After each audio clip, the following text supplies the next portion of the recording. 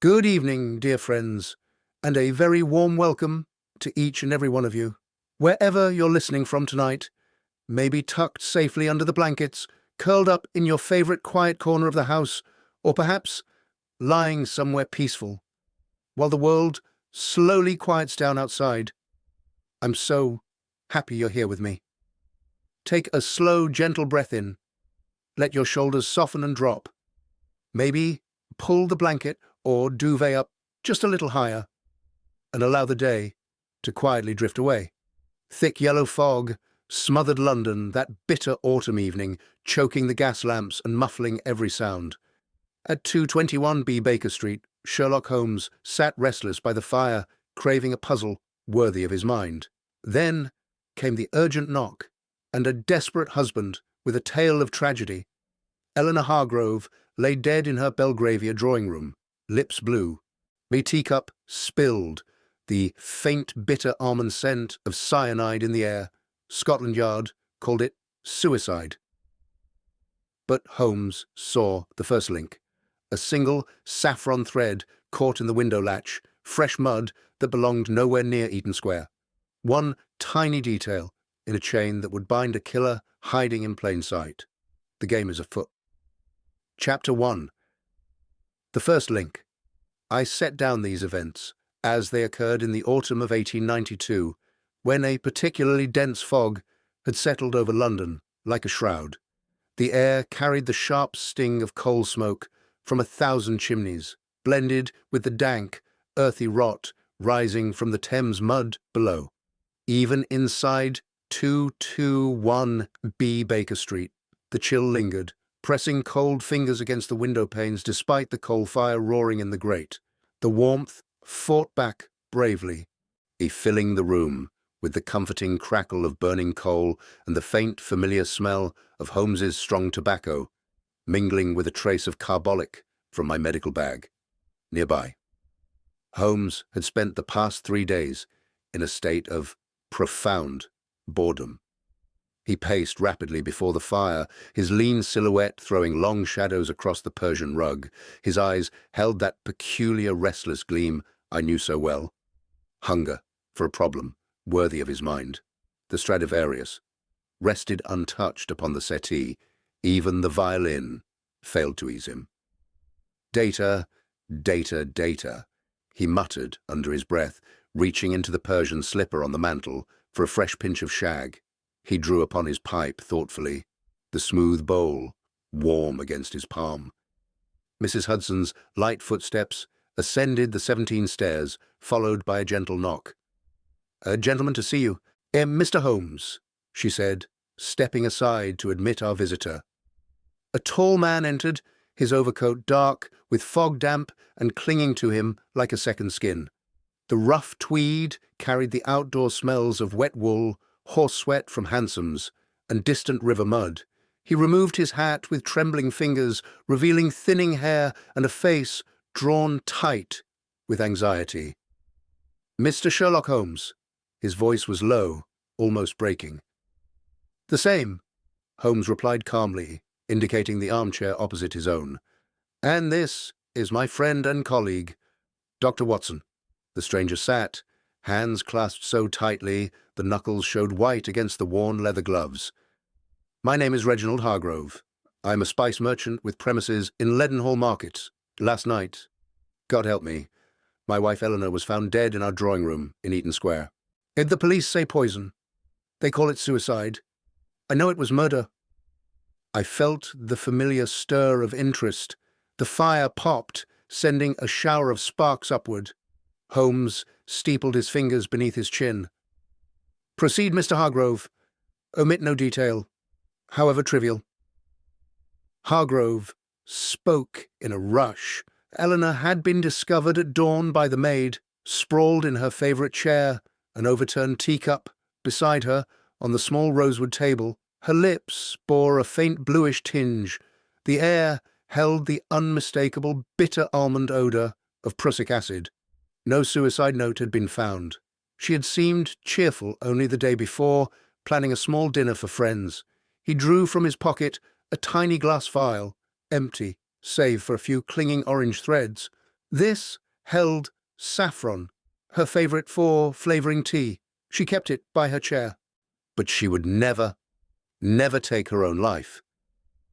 Holmes took the vial, holding it near the gasogene's bright flame. Saffron still adheres inside. No trace of cyanide residue here. Only spice and a faint hint of paper label glue. He sniffed delicately. The poison was administered differently. After a few more questions, Hargrove departed, promising to forward the police report by telegram that evening. Holmes remained silent for a long minute, staring into the fire. "To Belgravia at once, Watson," he said finally. "The game is afoot." We descended to the street and hailed a hansom. The cab rattled over wet cobblestones, iron-shod hooves clopping in steady rhythm, while rain pattered steadily on the roof. Cold draughts slipped through the apron, carrying the mingled scents of damp leather seats, horse, and the ever-present coal smoke of the city. Big Ben struck the hour somewhere in the fog, its deep tone muffled and distant. The Hargrove residence in Eaton Square stood tall and dignified, its gas lamps sputtering feebly against the murk. Inspector Lestrade awaited us on the step, his moustache drooping in the damp. Suicide, Holmes? Plain as day. The woman was despondent. Husband's business on the brink. Debts mounting. Holmes brushed past without reply and entered the drawing room.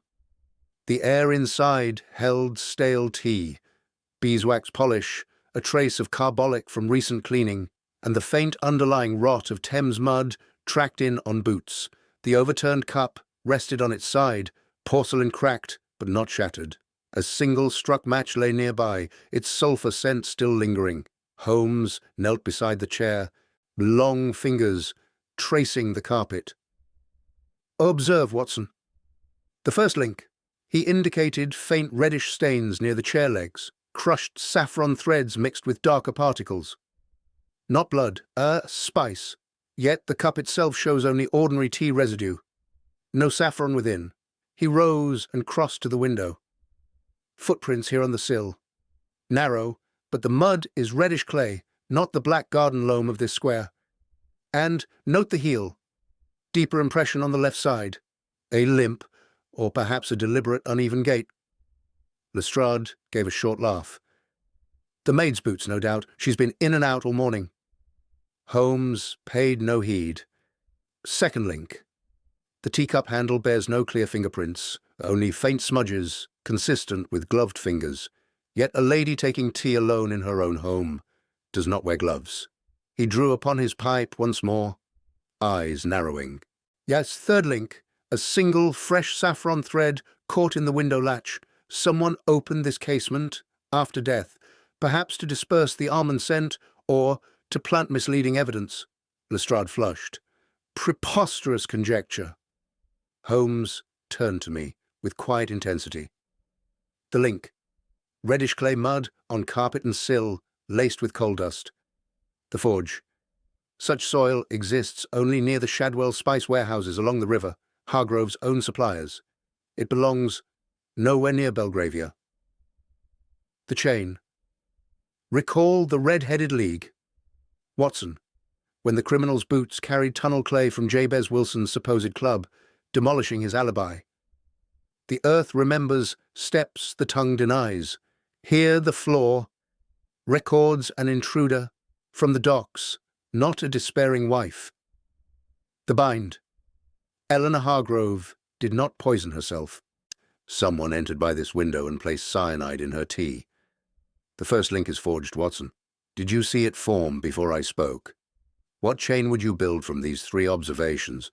We returned to Baker Street as night deepened. The fire had burned low but still gave welcome warmth against the bitter fog outside. Holmes paced slowly, violin in hand, plucking a few idle notes. "One link, Watson," he said softly. "Others will follow. The chain has begun." Chapter 2. Forging Connections.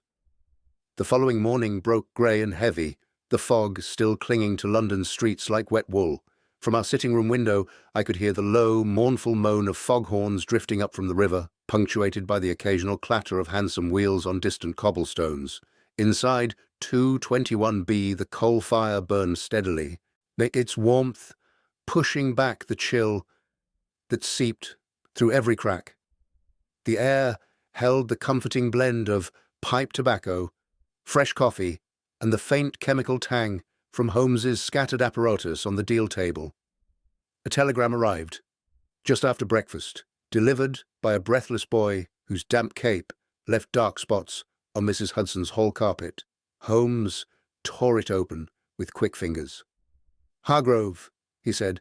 "He awaits us at Leadenhall Market. He has gathered his 3 principal saffron suppliers." "Excellent. The chain requires more links." We descended the 17 steps and hailed a cab in Baker Street. The horse's breath steamed in the cold. The leather seats were still damp from overnight rain. As we rattled eastward, the city smells changed. Coal smoke thickened, joined by the salt and fish of Billingsgate and the sharp, exotic bite of spices as we neared the market. The fog lifted slightly here, revealing gas lamps still burning at mid-morning and porters shouting over crates. Leadenhall Market stood noisy and crowded, its high glass roof diffusing pale light onto stalls piled with cinnamon quills, nutmegs, cardamom pods, and glowing jars of saffron. The air was alive with scent: sweet clove, pungent pepper, the clean earthiness of dried ginger, all undercut by the ever-present Thames, damp and distant river mud. Reginald Hargrove met us near his own stall, face paler than the day before. "These are the 3 I deal with most closely," he said, gesturing. "Any one of them could have supplied the saffron vial found beside Eleanor. I trust them. Yet trust must now be tested." The first was Elias Thorne, a wiry man in his 50s, his sleeves of rough tweed rolled to the elbows. His hands were stained yellow-brown from years of handling spice. He smelled strongly of nutmeg and honest sweat. "Mrs. Hargrove bought only from me these last 2 years," he declared in a gravelly voice. "Always paid on the nail. A lady of refinement. I'd no quarrel with her." Holmes bent to examine a large jar of saffron threads on Thorne's counter. "Your palms show heavy calluses from crates and barrels," he observed. "Yet remarkably little spice dust under the nails. You pack and lift, but seldom handle loose threads directly." He straightened. "And yet a single saffron thread was caught in the window latch at Eaton Square. Fresh, unbroken. Curious." Thorne's eyes flickered. "I never leave the market, sir. Ask any man here." The second supplier was Clara Voss, a sharp-featured widow of perhaps 45, her stall the tidiest in the row. She reeked faintly of carbolic soap. She scrubbed her hands and counters obsessively, her voice cut like a knife. "Eleanor owed me £32 for last month's delivery," she admitted without hesitation. "She promised payment this week. But poison. I sell spice, not prussic acid, and I've no limp, if that's what you're sniffing after." Holmes noted her boots, polished, no trace of reddish clay. "Your cleanliness is admirable, madam," he said dryly. "It leaves few traces behind." The third man, Victor Lang, was younger, 30 at most, smooth-shaven, with an easy smile and the faint sweet whiff of brandy on his breath, even at this hour. "I delivered 2 ounces of finest La Mancha saffron to Eaton Square only last Thursday," he said. "Mrs. Hargrove herself accepted the parcel, seemed in excellent spirits. His left boot showed uneven wear at the heel. Holmes reached out almost absently and plucked a single saffron thread from the man's cuff. "Fresh," he murmured, "and your left heel is noticeably more worn. Old injury?" "Twisted it years ago, loading barges," Lang replied, smile never wavering. "Nothing more." Holmes said little more at the market. Instead, he proposed we drive straight to the Shadwell warehouses, where most of the suppliers received their shipments. Another hansom carried us through increasingly mean streets. The fog grew thicker again near the river, carrying the cold reek of mud, tar, and low tide. Foghorns sounded closer now, mournful and regular. The warehouse Hargrove used was a cavern of stacked crates and Hessian sacks, and the air thick with turmeric dust and the underlying smell of coal from barges moored outside. A foreman in oilskin apron led us to the loading dock. Reddish clay clung to every surface, mixed with black coal grit, exactly the soil we had seen on the drawing-room carpet. Holmes knelt at once. "The same mud, Watson. And here—" He pointed to a line of narrow footprints leading from the dock toward a side door, smaller than a labourer's boot, and narrow, and see the left heel. Deeper impression. Our limping visitor was here. A young warehouseman approached, cap in hand. "Saw a gent limping about yesterday afternoon, sir. Gave me £half to forget his face. Said he was collecting a sample for Mr. Hargrove." Holmes rose, eyes gleaming. "Links multiply, Watson. The mud connects Shadwell to Eaton Square. Yet the limp connects the warehouse visitor to the windowsill prints. The saffron thread on Lang's cuff connects the market to the crime. Yet each link is still separate. Fragile. We must forge stronger connections." We returned to Baker Street as the short winter afternoon faded. The fire welcomed us with a burst of heat. I tasted the bitter edge of strong coffee on my tongue while Holmes paced, pipe in hand. 3 suspects, each with opportunity, he mused. Thorne's hands too clean for thread work, Voss's grudge too obvious, Lang's limp and fresh saffron too convenient. Yet one of them, or someone they hired, carried clay from this very dock into Belgravia. He paused before the fire, smoke curling upward. "The chain grows, Watson. Each observation links to the next. Did you feel the connections forming at the warehouse? What would you make of a limping man who pays to be forgotten, yet leaves saffron on his sleeve? Before I tighten the next link, what does this evidence tell you?" The fire crackled softly. Outside, another foghorn moaned. Links, forging. The chain takes shape. Chapter 3. The chain grows. The afternoon of the second day grew darker earlier than usual, the fog thickening once more into a choking yellow veil that swallowed the gas lamps along Eaton Square. We returned to the Hargrove residence in a hansom whose wheels threw up cold sprays of muddy water from the gutters. The horse snorted plumes of steam. Inside the cab, the air smelled of damp leather and the lingering tobacco on Holmes's coat. As we stepped down, Big Ben tolled 3 muffled strokes somewhere beyond the murk, each note heavy and slow. Inspector Lestrade had gone, leaving only a uniformed constable at the door who saluted awkwardly and stepped aside. The house felt colder now, emptier without its mistress. The hallway carried the faint scent of beeswax polish warring with the stale odor of yesterday's tea leaves and a trace of carbolic from the maid's hurried scrubbing. Holmes led the way directly to the drawing-room without a word. The fire had been allowed to die down to glowing embers. The room held a chill that made me draw my overcoat tighter. Holmes lit the gas brackets one by one, their soft hiss filling the silence.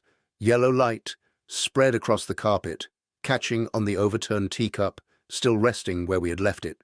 He knelt once more beside the chair, this time producing his magnifying lens from an inner pocket. "Return visits often yield what haste overlooks," he murmured. Nay, his long fingers moved methodically across the carpet pile. After a moment, he gave a soft exclamation. "Here, Watson, the 4th link." Beneath the edge of the chair, half hidden by the fringe of the rug, lay a tiny curved shard of clear glass, no larger than a fingernail paring. Holmes lifted it carefully between thumb and forefinger and held it to the light. The fragment gleamed. Inside its concave surface clung the faintest brownish film. "An ampule," he said, "the sort used by chemists and physicians to hold small measured doses of liquid poison. Prussic acid is frequently supplied in such fragile vessels, easy to crush between finger and thumb, easy to empty into a teacup unnoticed." I bent closer. But if she took it herself... Suicide victims do not trouble to hide the container after swallowing the dose, Holmes interrupted. They drop the vial where it falls, or leave it openly beside them. This shard was deliberately pushed under the chair, out of casual sight. Observe also no fingerprints upon it, wiped or handled in gloves. He rose and crossed again to the window. The latch still held its single saffron thread. The reddish clay smudge on the sill had dried to a dull rust colour. The intruder entered here, prepared the tea, perhaps while Eleanor stepped out of the room for a moment, dropped the poison from the ampule, replaced the cup, and waited only long enough to be certain. Then, to mask the bitter almond scent that would soon fill the room, he opened this window to the fog. In haste, he left the thread and the mud. Later, realizing the scent might betray him too quickly, he closed it again, but overlooked the glass under the chair. I felt the familiar thrill of logic snapping into place. Then the saffron vial on the table was a plant, meant to suggest she poisoned herself with her own spice. Precisely. A clumsy red herring. The true delivery was clean, professional from this ampule. Holmes turned, eyes alight, with that peculiar fire. Now the chain begins to show its shape. He paced twice before the hearth, then stopped and faced me directly, employing the four-part method with deliberate precision. The link, this tiny glass shard beneath the chair, bearing residue but no fingerprints. The forge, a suicide leaves evidence openly. Only a murderer conceals the instrument after use. The shard proves administration by another hand. The chain. Recall the case of the speckled band. Watson. There the villain used a subtle, almost invisible method, passing venom through a ventilator, yet overlooked the saucer of milk that betrayed the snake's presence. Here the murderer employed a common poison, but failed to account for the fragility of his container. The ground once again remembers what the hand tries to hide. The earth carried mud, the latch caught thread, the carpet cradled glass. Observation defeats deception every time. The bind. This was no desperate self-murder. It was calculated assassination by someone familiar with poisons and with Eleanor's habits. The chain grows stronger, Watson. Logic binds tighter with every link. Did you see this fourth piece waiting beneath the chair? Before I lifted the fringe, how many links would you have forged by now? We summoned the maid once more. She appeared in the doorway, betwisting her apron in nervous hands, eyes red from recent tears. The faint smell of carbolic clung to her dress. She'd been cleaning again, as though work could erase grief. Describe the morning again, Holmes said gently. Every caller, every delivery. She swallowed. Only one visitor, sir. A gentleman came to the tradesman's entrance just after 10, said he was from Leadenhall Market with a special saffron sample for Madam, limped on his left leg. I led him into the passage, but Madam took him herself into the drawing-room. He stayed perhaps 10 minutes, left by the same door. I never saw his face clearly. Wore a low cap pulled down. A limp? Holmes repeated softly. And he carried no parcel when he left? No, sir, only what he came with. A small paper twist, I think. Holmes nodded. Thank you. Yeah, that will be all for now. When she had gone, he stood silent a moment, staring into the dying fire. The limping man again. From market to warehouse to Eaton Square, the same uneven heel that left prints on the sill. The chain no longer dangles in fragments. It begins to pull taut. Outside, rain began again, tapping steadily against the window like impatient fingers. The gas lamps hissed. The embers settled with a soft collapse. We left the house as dusk deepened into true night. In the hansom, back to Baker Street, the cold bit deeper. The foghorns sounding nearer and more mournful. Holmes sat wrapped in thought, pipe unlit between his teeth. The links connect now, he said at last. Mud, thread, limp, glass. 4 strong strands. Yet the hand that forged them still hides in shadow. Soon we shall see whose wrist they bind. Chapter 4. Testing the links. The third morning after the discovery of Eleanor Hargrove's death dawned raw and wet. Rain fell in steady sheets outside our Baker Street windows, drumming against the glass and running in rivulets down the panes. Inside, the coal fire snapped and hissed, its warmth welcome against the damp chill that crept up from the street. The room smelled of strong tobacco. Wet wool from our outer garments hung to dry, and the faint, bitter edge of the coffee Mrs. Hudson had just brought up. Holmes stood before the mantel, pipe in hand, studying the small collection of items we had gathered. The saffron vial, the glass shard from beneath the chair, a scrap of paper bearing the warehouse foreman's hasty note about the limping visitor, and a single saffron thread preserved between two sheets of glass. He tapped the pipe stem against his teeth thoughtfully. "May we have 5 links now, Watson? Mud, limp, thread, ampule, tradesman's entrance. Solid enough in themselves, yet their true strength lies in how they hold when tested. Today, we apply pressure. Weak links will shatter. The true chain will endure." Our first test was Elias Thorne. At Leadenhall Market, we arrived shortly after the stalls opened. The air was thick with spice and the sharp tang of wet fish from nearby alleys. Thorne was stacking crates when we approached. His rough tweed sleeves were already dusted with yellow. He smelled strongly of nutmeg and fresh rain. Holmes wasted no time. "Mr. Thorne, on the afternoon of the murder, where precisely were you between 3 and 6 o'clock?" Thorne straightened and wiping hands on his apron. "Here, sir.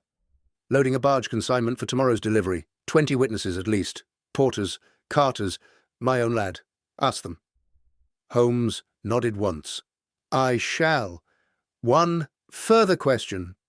Do you ever handle loose saffron threads yourself or only pack jars?" "Jars and tins mostly.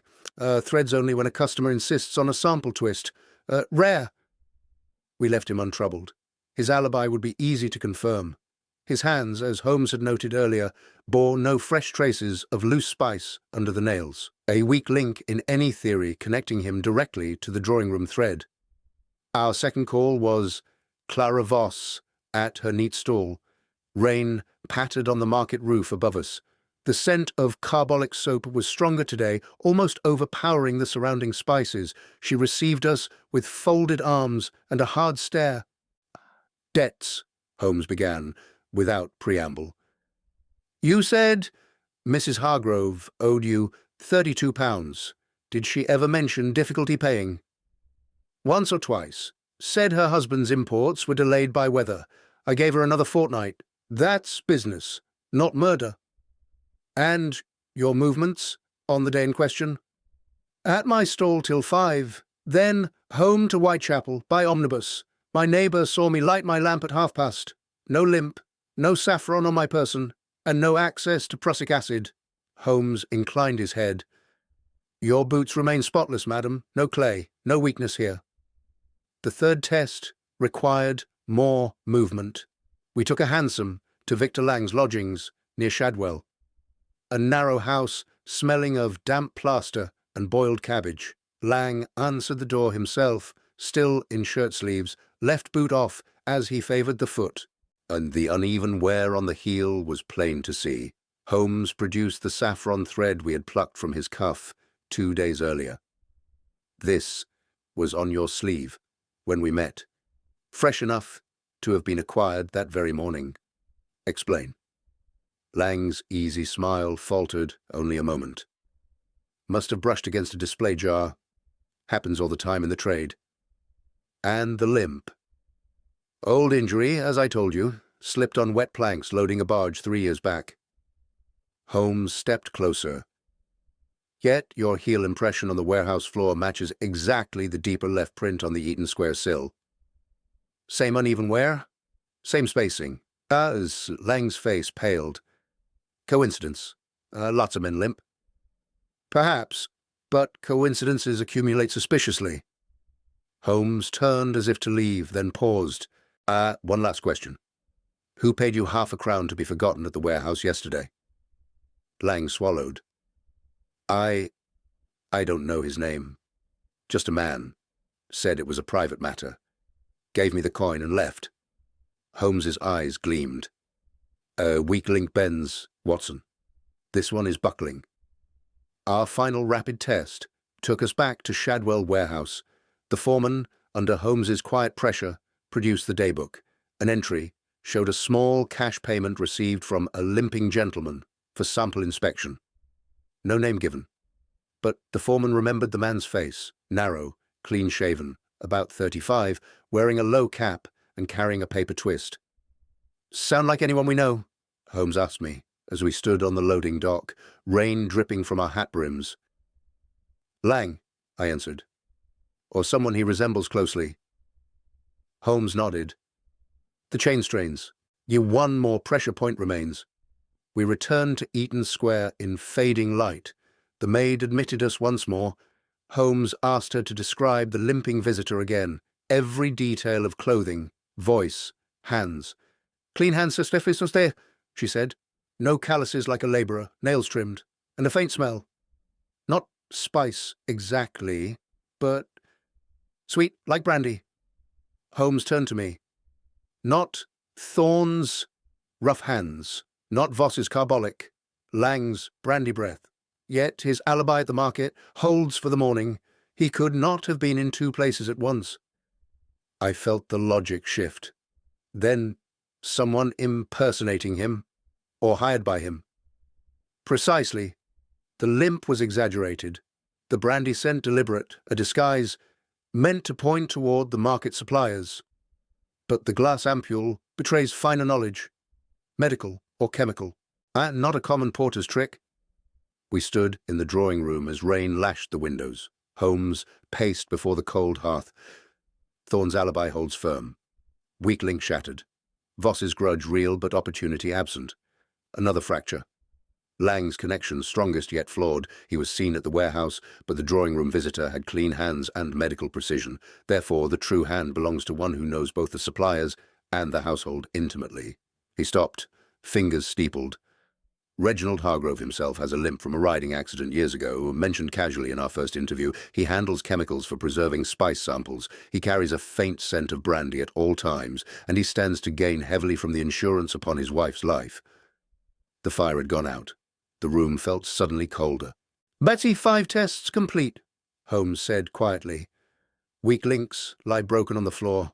The true chain emerges, short, strong, and forged of motive, opportunity, and intimate knowledge. Did you feel each fracture as it came? Watson, which suspect's link snapped first in your own mind? Outside, the rain eased to a drizzle. Gas lamps flickered to life along the square. Weak links shattered. The true chain emerges. Chapter 5. The chain tightens. The rain had ceased by evening, leaving the streets of London slick and gleaming under the gas lamps. A thin mist rose from the warm pavements, carrying the sharp smell of wet coal smoke and the distant briny rot of the Thames. We returned to Baker Street in silence, the hansom wheels hissing over the damp cobblestones, the horses' hooves striking dull echoes. Inside 221B, the fire had been freshly stoked. Its heat met us like an embrace after the cold outer air. The room smelled of dry tobacco, warm leather from the armchairs, and the faint, sweet trace of brandy Holmes kept in the tantalus. He stood motionless before the hearth for several minutes, steepled fingers pressed to his lips, eyes fixed on the dancing flames. At last he spoke, voice low and certain. "The chain is nearly forged, Watson. Hargrove himself is the hand that pulled the thread taut. Motive, insurance money to save a failing business. Opportunity, intimate knowledge of his wife's habits and the household routine. Means, access to prussic acid through his chemical suppliers for spice preservation. The limp was feigned or exaggerated to cast suspicion outward. The brandy scent and clean hands were his own, not borrowed. Every link now points inward." I felt the weight of the deduction settle. "But proof, Holmes. We have circumstance and logic, yet no confession, no witnessed act." "Proof will come tonight," he replied. We returned to Eaton Square. I have already sent a telegram requesting Hargrove meet us there at 9. He believes we pursue the suppliers. He will come, eager to steer us away from himself. We set out once more. As the clock struck 8:30, the fog had thickened again, muffling sound and turning every gas jet into a hazy pearl. Our hansom moved slowly through the murk. Big Ben tolled 9 deep notes that seemed to vibrate in the very air. We alighted at Eaton Square. The house stood dark save for a single lighted window in the drawing room. Hargrove opened the door himself. No servant in sight. His face was drawn, eyes shadowed. The hallway carried the familiar sense of beeswax and stale tea, now overlaid with the nervous tang of fresh sweat. "Gentlemen," he said, voice strained, "you have news of the villain." Holmes stepped inside without invitation. "Indeed. The chain tightens, Mr. Hargrove. No escape remains." We followed him into the drawing room. The fire burned low. The gas lamps hissed softly. The overturned teacup had been removed, but the chair still stood in its place, like a silent witness. Hargrove moved to pour brandy with unsteady hands. The decanter clinked against the glasses. Holmes spoke quietly. "The fifth link was always in plain sight. Your limp, sir, mentioned casually as an old riding injury. Yet the prints on the sill showed deliberate pressure on the left heel, as though the limp were performed for an audience. Your hands, always gloved in our presence, yet the maid described clean manicured nails on the visitor. Your own, and the prussic acid, your spice business, requires small quantities for experimental preservation. The ampule was yours." Hargrove's glass trembled. A drop of brandy fell to the carpet. "You entered by the window you yourself had left unlatched," Holmes continued. "You prepared the tea while your wife stepped upstairs for a moment. You crushed the ampule into the cup. You waited when death came. You opened the window to disperse the scent, left the saffron vial as misdirection, and departed, forgetting the glass shard beneath the chair." A long silence followed. The fire crackled. Rain began again, tapping insistently at the panes. Hargrove set the glass down with a clatter. "You have no proof," he whispered. "Only theory." Holmes drew a small folded paper from his pocket. "This arrived by special messenger an hour ago. An insurance policy taken out 6 weeks since. £5,000 payable on your wife's death by misadventure or poison. You signed it. The company's physician confirms you inquired specifically about prussic acid claims." Hargrove's shoulders sagged. He sank into the chair where his wife had died. The business, it was collapsing. Debts everywhere. She would not hear of selling the house. I thought, an accident, quick, merciful. I felt a wave of revulsion. Holmes remained calm, eyes never leaving the man's face. "The chain binds you now," Holmes said. "Mud from Shadwell. Carried on your own boots after a late visit to check a delayed shipment. Saffron thread from your pocket. Limp performed to mimic a market porter. A ampule from your own stock. Motive written in ink. Every link accounted for." Hargrove looked up, eyes wet. "I didn't mean the scent. I opened the window only to cover your crime," Holmes finished. "But the chain does not forgive oversight."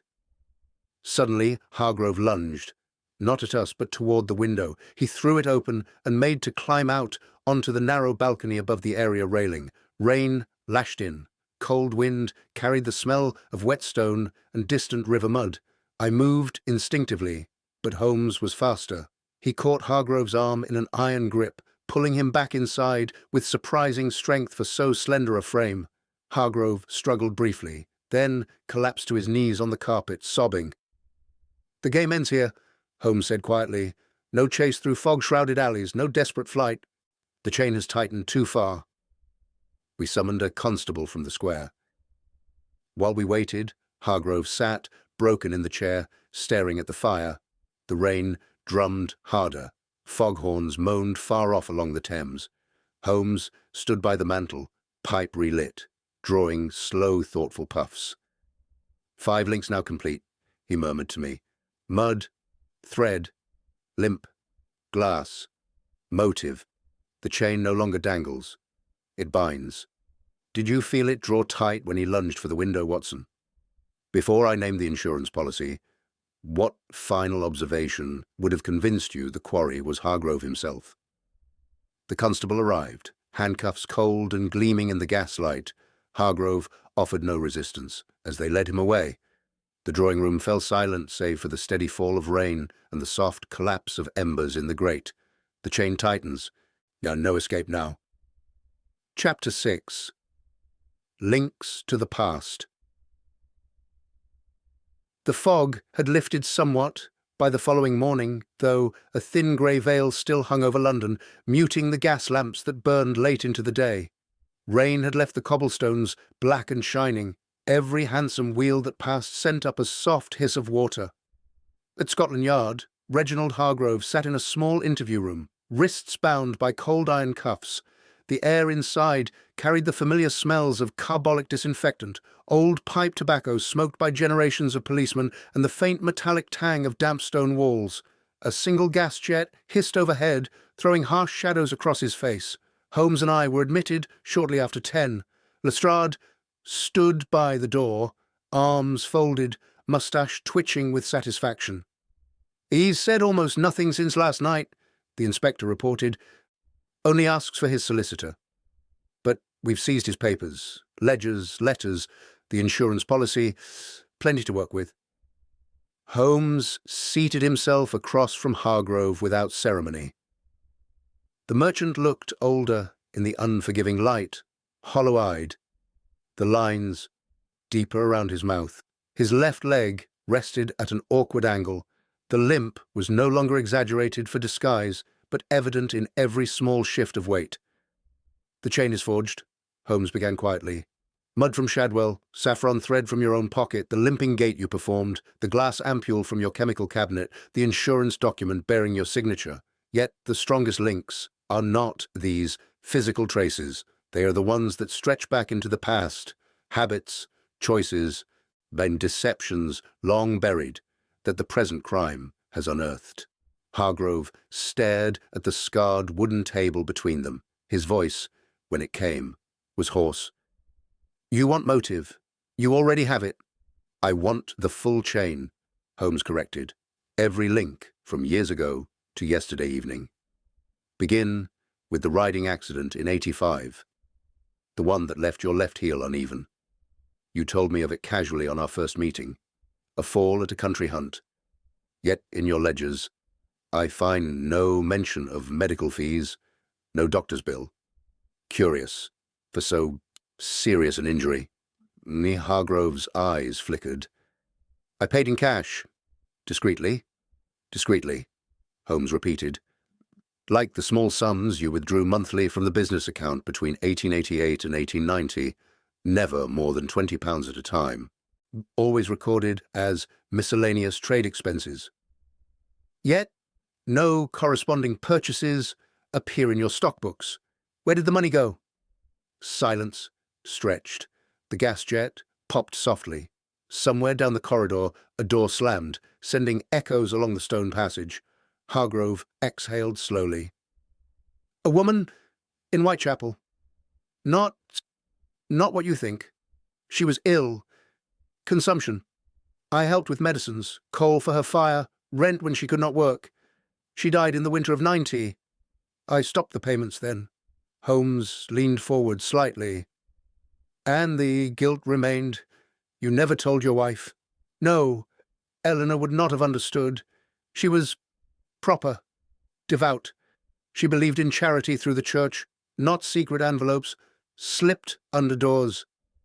I felt the room grow colder, despite the small fire in the grate, and the smell of coal smoke drifted faintly from the chimney.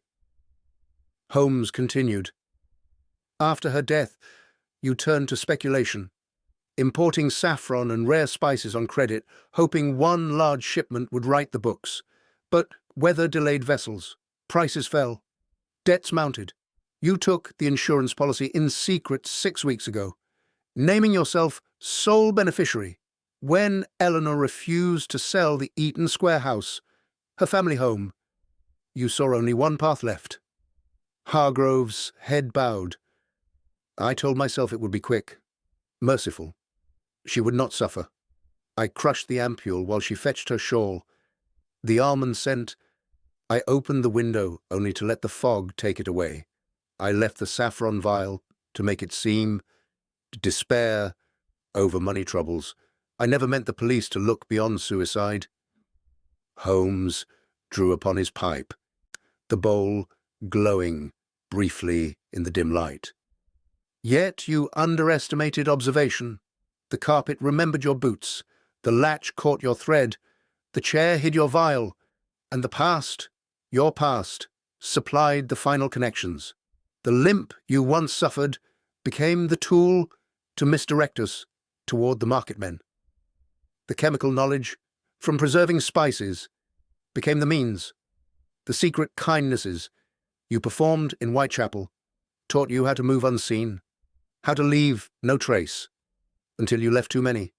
Hargrove looked up at last, eyes wet but steady. I thought I could bury it all. The debts, the guilt, the woman I could not save. One act, and it would be gone. The ground does not forget, Holmes said softly. Nor does logic. Past and present are one unbroken chain. The riding accident in '85 gave you the limp you later feigned. The secret aid in Whitechapel taught you stealth and the use of small payments to silence witnesses. The failing business in '92 drove you to the insurance policy, each choice linked to the next, until the chain reached the drawing-room chair. He rose. Every link is now visible. No weak strand remains. We left the room. In the corridor, Lestrade clapped Holmes on the shoulder.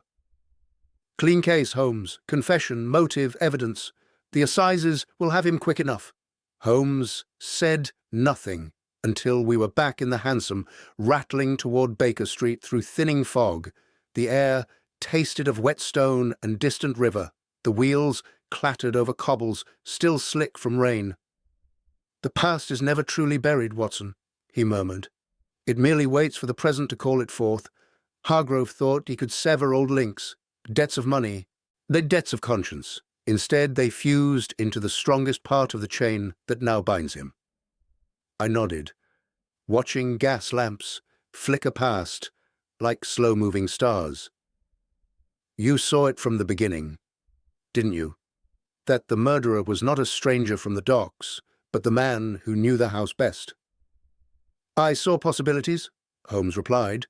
The links formed them into certainty. We reached 221B as evening settled. The fire welcomed us with crackling warmth. The scent of fresh tobacco filled the room as Holmes reached for the Persian slipper. He sat in his armchair, legs stretched toward the blaze. Past and present, one unbroken chain, he said quietly. The links reach back years, yet all converge on a single teacup. Did you feel the weight of those older strands when he spoke of Whitechapel, Watson? Before the confession. What hidden link from his history first suggested to you that the killer wore a familiar face? Outside, a foghorn moaned once, low and distant along the Thames. Chapter 7. The Complete Chain. The fourth day after the tragedy dawned crisp and unusually clear for London in autumn. The fog had retreated entirely, leaving the sky a pale, washed-out blue, and the air sharp with the smell of coal smoke rising straight from chimneys instead of hanging low. At 221B Baker Street, the fire burned bright and steady. Its warmth filled the sitting room with the comforting crackle of fresh coal and the rich, familiar scent of Holmes's tobacco. The 17 steps had echoed all morning with hurried footsteps, telegrams arriving, messengers departing. By noon, the room held an unusual assembly. And Reginald Hargrove sat handcuffed in an upright chair near the window, flanked by 2 uniformed constables. Inspector Lestrade stood by the mantel, arms folded, moustache bristling with anticipation.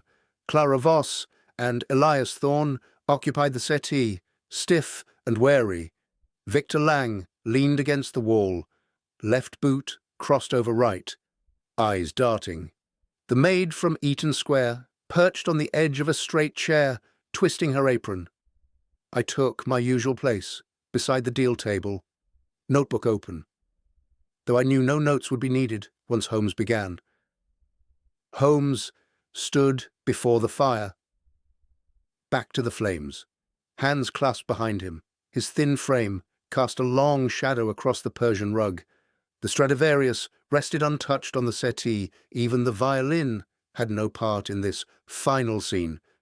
He waited until the room fell completely silent, save for the soft pop of coals and the distant clatter of a hansom passing in Baker Street. "Gentlemen, ladies," he began, voice calm and measured. "Every link in this chain has now been forged and tested. Today, I lay the complete chain before you, link by link, so that no strand remains obscure. When I finish, the truth will bind one man alone." He turned first to Hargrove. "Physical evidence links. The reddish clay mud mixed with coal dust on the drawing-room carpet and windowsill, soil found only at Shadwell warehouses. You visited your delayed shipment the previous afternoon. Your boots carried it home. The single saffron thread caught in the latch, taken from your own pocket, where you kept samples for personal blending. The glass ampule shard beneath the chair, prussic acid vial from your chemical cabinet used to preserve rare spices against mold. Your gloved hands left no prints. The maid described clean, manicured nails on the limping visitor. All point to one household, one man." Hargrove stared at the floor, breathing shallow. "Timeline links," Holmes continued. "Eleanor stepped upstairs for her shawl at 4:30. You told the maid so yourself when you telephoned her later. 10 minutes later, the visitor arrived at the tradesman's entrance. You had already entered by the unlatched window you left open that morning. You prepared the tea, crushed the ampule while she was absent, replaced the cup. Death came swiftly. You opened the window to disperse the almond scent, left the saffron vial as misdirection, departed by the same window, and re-entered the house openly at 6 to discover the body. The maid's evidence confirms no other caller after 4. Lestrade nodded once, satisfied. Witness links. The maid saw a limping man with a low cap, your old hunting cap, kept in the hall cupboard. She smelled faint brandy, your habitual scent, not Lang's occasional indulgence. The warehouse foreman accepted £0.50 to forget a limping gentleman. The coin came from your purse, as your accounts show a small unexplained withdrawal. That day, Victor Lang's presence at Shadwell was genuine. He delivered goods, but you imitated his limp and used his name in passing to plant suspicion. Lang exhaled sharply, relief visible on his face. Voss and Thorne exchanged glances. Motive links. Your business teetered on ruin. Ledgers seized last night show debts exceeding £4,000. Eleanor refused to sell Eaton Square, her family inheritance. 6 weeks ago, you took a secret insurance policy for £5,000, payable on death by poison or misadventure. You inquired specifically about prussic acid claims, the Whitechapel payments of 1888 to 1890, secret aid to a dying woman, taught you stealth, small bribes, how to move unseen. That old guilt fused with new desperation into one fatal act. Hargrove's shoulders slumped further. A low sound escaped him. "And the final connecting link," Holmes said, stepping forward. "Your left heel. The riding accident of 1885 left it uneven. You told me so yourself on our first evening here. In the drawing room, you exaggerated the limp to mimic a market porter, pressing harder on the heel to leave deeper prints on the sill. But the warehouse floor and the carpet remembered the natural unevenness. The same heel, the same man. No impersonator could match it perfectly. That one small physical truth binds every other strand." He paused, letting silence settle. The fire crackled. A coal shifted with a soft fall. Reginald Hargrove, you poisoned your wife for money to save a failing trade. You planted clues to point toward your suppliers. Thorne's saffron, Lang's limp, Voss's grudge. Yet overlooked the simplest truth. The house remembers its master. The carpet, the latch, the chair, all bore witness. When you have eliminated the impossible, suicide by a cheerful woman, murder by a stranger who left no trace. What remains, however improbable, is the husband who knew every habit, every latch, every scent. Hargrove lifted his head at last. Tears streaked his face, but his voice was steady. I cannot deny it. The debts crushed me. I thought one quick act. She would not suffer. I was wrong. Lestrade stepped forward. Reginald Hargrove, I arrest you for the willful murder of Eleanor Hargrove. The constables rose. Hargrove stood without resistance. As they led him toward the door, he paused before Holmes. You saw it all, he whispered, from the first link. I saw the chain forming, Holmes replied. You forged it yourself. The door closed behind them. Lestrade lingered only long enough to offer a gruff, "Well done, Holmes," before following. The room emptied slowly. Voss and Thorne murmured thanks and left together. Lang touched his cap in silent gratitude. The maid curtsied and fled down the stairs. Beneath, Holmes and I were alone again. He sank into his armchair, drew upon his pipe, and stared into the fire. Every link accounted for, he said softly. The chain complete. Every link accounted for. The chain complete. Chapter 8. Justice in Chains.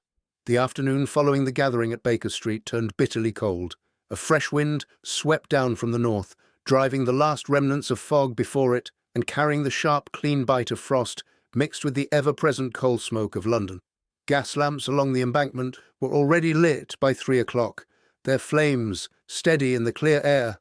For once, I stood with Holmes on the steps of Scotland Yard, watching as a black police van drew up before the main entrance, its iron-shod wheels grinding on the granite setts. Reginald Hargrove was brought out in handcuffs, their wrists bound before him with bright steel links that caught the pale winter light. 2 constables flanked him, a third held the van door open. Hargrove walked with his natural limp now. No exaggeration, no performance. Head bowed, coat collar turned up against the wind. The rough tweed of his overcoat still bore faint traces of reddish clay from Shadwell, dried and crumbling at the hems. His face was grey, unshaven, the lines around his eyes deeper than ever. He paused when he saw us. For a moment his gaze met Holmes's, steady, almost pleading, then dropped to the cold cobblestones. The wind tugged at his hat. A single lock of thinning hair fell across his forehead. "Mr. Holmes," he said, voice low but clear enough to carry over the rattle of passing hansoms, I offer no defense. The chain you forged was unbreakable. I only ask that you believe one thing. I did not wish her to suffer." Holmes regarded him without expression, pipe unlit between his teeth. "Suffering is measured in moments, Mr. Hargrove. Yours will stretch longer than hers did. That is the justice you have earned." Hargrove gave a small, broken nod. The constables urged him forward. As he climbed into the van, the chains clinked softly. Cold metal against cold metal. The door slammed shut with a final, hollow clang. The driver cracked his whip. The van lurched away toward the cells at Newgate, wheels clattering over the stones until the sound faded into the general murmur of the city. Lestrade emerged from the doorway, rubbing his hands together against the chill. His breath steamed in short puffs. "That's done then. He'll be formally charged this evening. Willful murder. The confession, the insurance policy, your chain of evidence. The Crown won't need more than a day in court to secure a verdict." Holmes drew his coat tighter. "And the loose ends?" "Mostly tied already. Lestrade counted them off on gloved fingers. The suppliers, Thorne, Voss, Lang, are cleared beyond question. Thorne's alibi held. Voss never left Whitechapel. Lang was at market when the maid saw the visitor. No charges against them. The maid herself has been given a month's wages in advance and a good character from the family solicitor. She'll find new employment quickly enough. The Eaton Square house will pass to Hargrove's sister, a widow in Kensington. She arrived this morning, shocked but composed. She intends to sell the property and use the proceeds for charity. Fitting, perhaps. I glanced toward the river. Again, the Thames flowed dark and steady beneath Waterloo Bridge, its surface rippled by the wind. A faint smell of mud and tar drifted up on the breeze. Holmes spoke quietly. "And the Whitechapel matter? The woman he aided?" Lestrade shrugged. "We traced the address from his old ledgers, a small room above a chandler's shop. The landlady remembers her. Quiet, consumptive, died in the winter of '90. No family claimed the body. Parish buried her in a common grave at Manor Park. Hargrove paid for a simple headstone, unmarked but maintained. The sexton still tends it twice a year. Out of old habit, he says." A silence fell between us. The wind moaned around the corner of the yard. A distant foghorn sounded once from the Pool of London, low and mournful even in daylight. Holmes broke the quiet at last. "He thought to sever those old links, guilt, debt, secrecy, and forge a new path with one fatal act. Instead, he fused them all into the chain that now binds him. The past does not release its hold so easily." Lestrade nodded. "Aye, and Scotland Yard is grateful, Holmes. Without your methods, we might have closed the file as suicide and let an innocent woman's death stand as self-murder. The Commissioner sends his regards. Unofficial, of course." Holmes inclined his head slightly. "Tell him the thanks are unnecessary. The work itself is reward enough." We turned away from the steps and walked toward the embankment. The cold bit through gloves and overcoats. I felt the rough wool of my scarf against my chin. Gas lamps flickered on one by one along the river wall, their light reflecting in broken gold on the water. A hansom clattered past, its driver muffled to the eyes against the wind. Min Holmes paused beside the parapet, staring out over the Thames. "One criminal bound," he said softly. "Yet the city moves on. Tomorrow, another chain will begin to form somewhere in these streets, another link overlooked, another deception attempted, and we shall be ready." I nodded, feeling the familiar weight of our shared work settle once more. Justice served, at least in this case. He drew upon his empty pipe, then slipped it into his pocket. Justice served. For Eleanor Hargrove, for the suppliers wrongly suspected, for the woman in Whitechapel whose memory he could never quite bury. The chains of evidence hold fast, the chains of consequence follow. We resumed our walk toward Charing Cross. Behind us, the yard's great clock struck 4, its deep tones rolling across the river. The wind carried them away, a mingling with the cries of gulls and the steady rush of water against stone piers. Chapter 9. Links restored. The trial at the Old Bailey commenced on a sharp December morning in 1892, when frost rimed the iron railings outside the court and the breath of every passer-by hung white in the thin sunlight. Inside the great hall, the air was thick with the smell of polished oak, old paper, and the faint carbolic used to scrub the public galleries overnight. Gas lamps burned steadily along the walls, even at midday, their hiss a constant undertone to the low murmur of spectators and the occasional cough from the crowded benches. Reginald Hargrove stood in the dock, pale and composed, his left leg held stiffly to ease the old injury. The chains that had bound his wrists at Scotland Yard were gone.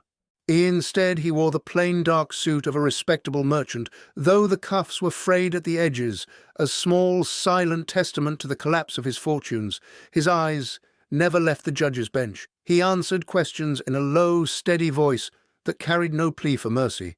The Crown's case unfolded swiftly. The insurance policy was produced. £5,000, signed in Hargrove's own hand, 6 weeks before the death. The ledger entries of secret withdrawals were read aloud. The Whitechapel landlady testified quietly to the unmarked grave she still tended. The maid from Eaton Square described the limping visitor with the low cap and brandy scent. Inspector Lestrade presented the physical evidence: the glass ampule shard, the saffron thread, the reddish clay scraped from the carpet, and matched to samples from Shadwell. Holmes was not called. He rarely was. Yet his chain of deduction formed the invisible backbone of every question the prosecutor asked. Hargrove's counsel offered little in defence. No denial of the act, only a halting attempt to frame it as temporary madness born of financial ruin. The jury retired at 3:30 and returned before the lamps were trimmed for evening. Guilty. Sentence: death by hanging, to be carried out at Newgate in 3 weeks' time. Hargrove received the verdict without visible tremor. As he was led below, he turned once toward the public gallery where his sister, Mrs. Amelia Carver, sat rigid in black mourning. She met his gaze for a long moment, then looked away. The chains of justice had closed. No appeal would break them. 2 days later, I accompanied Holmes to Kensington, where Mrs. Carver had taken temporary lodgings while the Eaton Square house was prepared for sale. The drawing-room smelled of fresh lavender sachets and beeswax. A small coal fire burned low, its warmth welcome against the frost that patterned the window panes. Mrs. Carver received us with quiet dignity. She was a woman of 40, slight and dark-eyed, dressed in deep widow's weeds that rustled softly as she rose. "Mr. Holmes, Dr. Watson, thank you for coming." Holmes inclined his head. "We wished to see that the innocent threads of this matter were properly disentangled." She gestured to the chairs. Tea was brought, hot, strong, tasting faintly of bergamot, and set on a low table. The porcelain cups clinked gently against their saucers. "The house will be sold in the spring," she said. "The proceeds, after debts are cleared, and will go to a small fund for consumptive women in Whitechapel, those without family or means. It seems fitting. Reginald spoke of her only once years ago. I never knew her name, but I knew he carried guilt like a stone. Now that stone has crushed him, yet perhaps some good may come of it." Holmes set his cup down carefully. "The past links cannot be severed, madam, but new ones can be forged. Your brother's secret kindnesses were real. They need not die with him." She nodded slowly. "The suppliers have written. Thorne, Voss, Lang. Each has offered to continue supplying saffron at cost for the charity fund. Should I establish one? They feel relieved, I think, cleared of suspicion, yet touched by the tragedy." I thought of Clara Voss's sharp voice softening when she spoke of Eleanor's unpaid bills, and of Elias Thorne's calloused hands that had never touched loose threads with malice, of Victor Lang's easy smile returning once the limp was proven borrowed, not his own. "They were never the quarry," Holmes said. "Only red herrings, planted by a desperate hand. The true chain pointed inward from the first." Mrs. Carver looked at him steadily. "You saved them from ruin as surely as you brought justice for Eleanor. For that I am grateful. And for my brother. I shall visit him at Newgate, not to forgive. Forgiveness is not mine to give, but to sit with him. The least a sister can do." We left Kensington as dusk gathered, the sky turning the colour of old pewter. Hansoms clattered past with lamps already lit. The frost crunched under our boots on the pavement. The air tasted clean and cold. Carrying the distant rumble of trains from Paddington and the faint, perpetual smoke of the city. Back at Baker Street, the fire burned high, Holmes sank into his armchair, legs stretched toward the blaze, pipe drawing steadily. The room felt restored, quiet, warm. The chemical apparatus neatly arranged once more on the deal table, the Stradivarius gleaming under the gaslight. "The links are mended where they can be," he said after a long silence. "The suppliers resume their trade without shadow. The maid has found a new place in Mayfair. Mrs. Carver turns grief into purpose. London streets continue, hansoms roll, gas lamps flare, fog returns when it will, order creeps back, link by link." I poured 2 glasses of brandy from the Tantalus.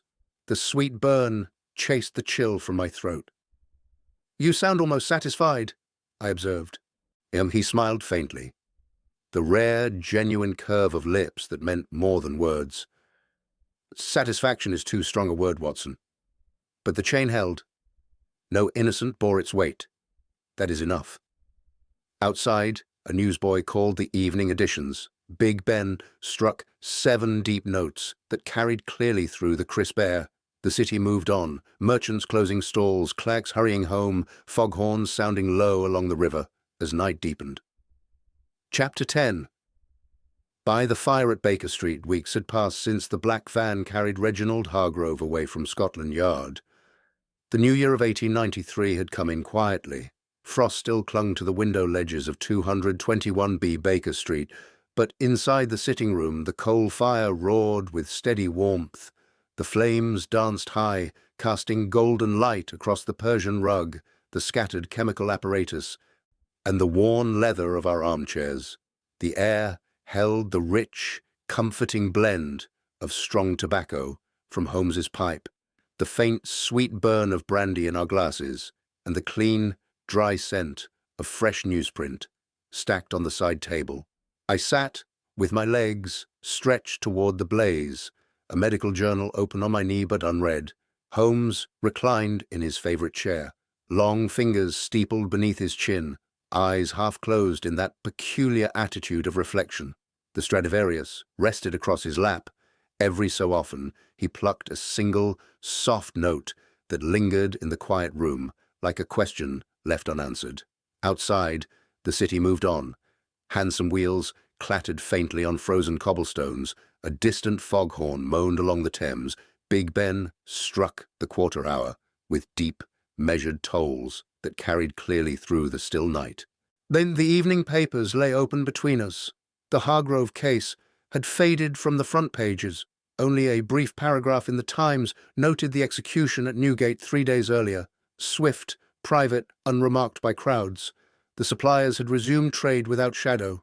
Mrs. Carver's charity fund for consumptive women had already received its first anonymous donation of saffron jars, delivered by Thorne, Voss, and Lang together. Holmes set the violin aside and reached for his pipe. "A satisfactory conclusion, Watson," he said quietly, drawing a slow puff. Smoke curled upward in lazy spirals. The chain held firm from first link to last, yet I find myself returning to the method itself, the forging of observation into unbreakable logic. I closed the journal. "You have spoken little of it since the trial. Tonight seems the moment." He nodded, his eyes on the fire. "The chain is no mere metaphor, Watson. It is the essence of deduction. Each observation, a speck of mud, a caught thread, an uneven heel print, is a raw link, cold and separate. Alone, it means nothing. But apply reason, and the link is heated, shaped, joined to the next. Forge enough connections, test them under pressure, and the chain becomes unbreakable. The criminal is bound not by iron, but by his own overlooked truths." He leaned forward slightly, voice low and deliberate. "Consider the Red-Headed League once more. The case that taught us both the memory of the ground. Jabez Wilson sat in his pawnbroker's shop while his assistant tunneled beneath. The criminal forgot that boots carry clay, that clay carries color, that color betrays location. The one link, reddish earth on leather, connected to another. The absence of legitimate business, and the chain pulled tight around the bank vault. Hargrove made the same error. He carried Shadwell clay into Belgravia. He left a thread from his own pocket. He exaggerated a limp. He thought forgotten. The earth remembered. The latch remembered. The carpet remembered. Observation defeats deception, because the world itself testifies. I sipped my brandy. The sweet warmth spread through my chest. Yet, so many miss those links. Scotland Yard would have closed the file as suicide. Because they see fragments, not chains. Lestrade is diligent, but he collects facts like a magpie. Bright, separate, unjoined. The science of deduction demands more. It demands that every detail be weighed, every contradiction noted, every parallel from past cases recalled. When you eliminate the impossible, cheerful wife, taking poison without note, stranger, leaving perfect misdirection. What remains is the husband who knew every habit, every scent, every latch. The chain forms itself once the mind refuses to ignore the inconvenient. Holmes rose and paced slowly before the hearth, shadows lengthening and shortening with each step. The method is relentless. It begins with the trivial, the color of mud, the wear on a heel, and ends with motive laid bare. In the speckled band, the saucer of milk betrayed the snake. Here, the hidden glass shard betrayed the poisoner. In the copper beeches, the child's cry revealed captivity. In this case, the maid's memory of brandy scent revealed familiarity. Link by link, the past fuses to the present. Let deception crumbles, because no man can erase every trace he leaves upon the world. He stopped, turning to face me. His eyes held that peculiar light, sharp, satisfied, yet never quite at rest. That is why the work continues, Watson. London is a city of 10,000 secrets, each one a potential chain waiting to be forged. A cry in the night, a footprint in snow, a scent on the wind, any may begin the next. We do not seek adventure for its own sake. We seek the truth that hides in plain sight. When one chain is complete, another is already forming somewhere in these fog-bound streets. I smiled faintly. And you remain ready. Always. He returned to his chair, settled once more, and plucked a final soft note from the violin strings. It hung in the air, gentle and lingering. The game continues, dear reader. The links are everywhere. On boots, on latches, in ledgers, in memories. Forge them with care, test them with reason, and no deception endures until the next chain begins to take shape. Perhaps tomorrow, perhaps tonight. Rest easy. Observation never sleeps. The fire settled with a soft collapse of embers. Outside, a hansom rattled past, its wheels striking sparks from the frost-hardened stones. The gas lamps along Baker Street burned steady and bright, pushing back the dark.